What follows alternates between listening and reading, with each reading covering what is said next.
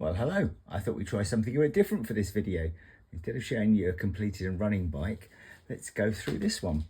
Just picked this up today. This is a Triton, which is a combination of a Triumph engine in a Norton frame, which sounds a bit weird, but when it's done properly, it actually looks like it could be a factory bike. Triton started life mostly in the 60s, early 70s maybe, and they were a happy coincidence of people crashing their excellent Triumph engines. Behold, an excellent Triumph engine. And wanting to put them back on the road. And Norton, who made excellent bicycles, also had an engine which was used in a particular class of car racing. And Norton wouldn't sell them just the engines, they had to buy the whole bikes. So there were loads of people buying brand new Nortons, taking the engines out and then trying to get rid of the rolling chassis with whatever's left. Traditionally, a Triton would be a pre-unit engine. This is a later engine. So it would be engine and gearbox would be separate. And it would have period equipment on it, so period brakes. I've owned a few Tritons and I want something that I can ride for years to come. So I was particularly looking for something interesting, and this was built by an engineer, and it's a fascinating bike. It hasn't been run for ages, but it's got the classic wide line featherbed Norton frame.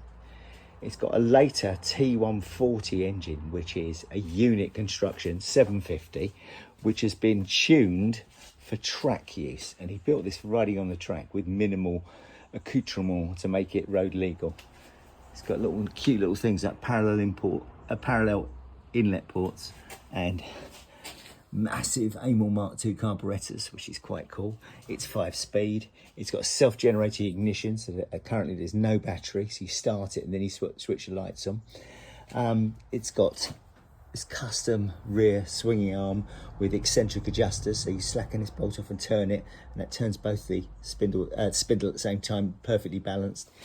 It's got Falcon shock absorbers. It's got the standard bits that you might expect on a Triton: tiny number plate, tiny rear light, beautiful little Manx seat, exquisite alloy tank, small clocks. But clever bits, it's got really fat forks, custom one-off yokes, and crucially, it's twin disc at the front on huge alloy wheels.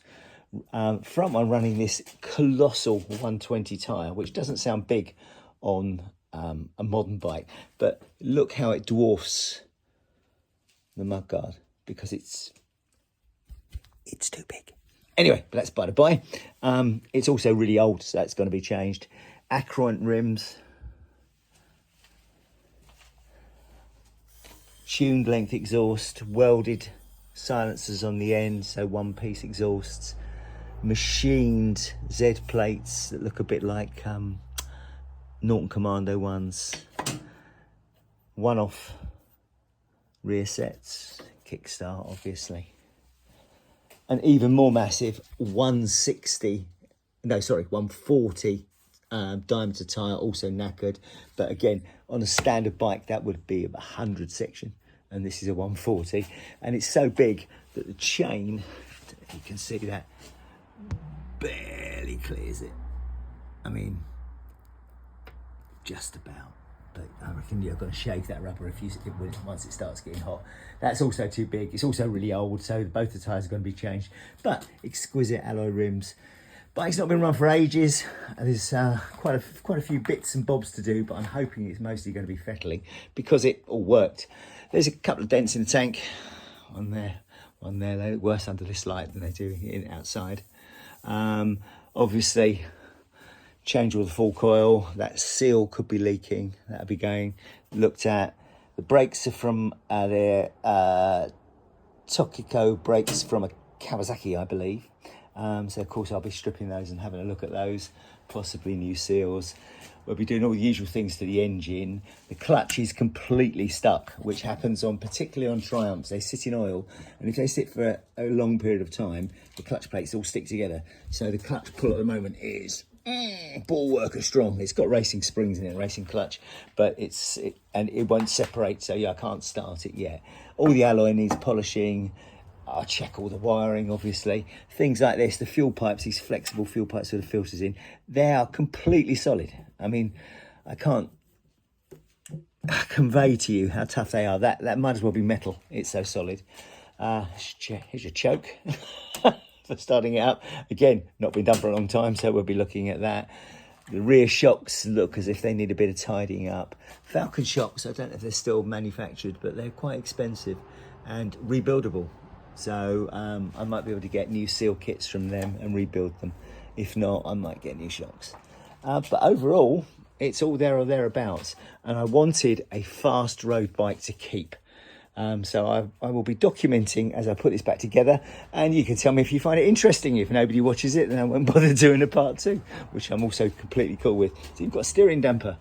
As I say, it was built for the racing, really, or track use, and it's got the minimum amount of lighting and road going necessities in order to keep it legal. But it's a very cool thing. I paid, to be honest, I think I paid all the money for it, as it's a non-runner at the moment.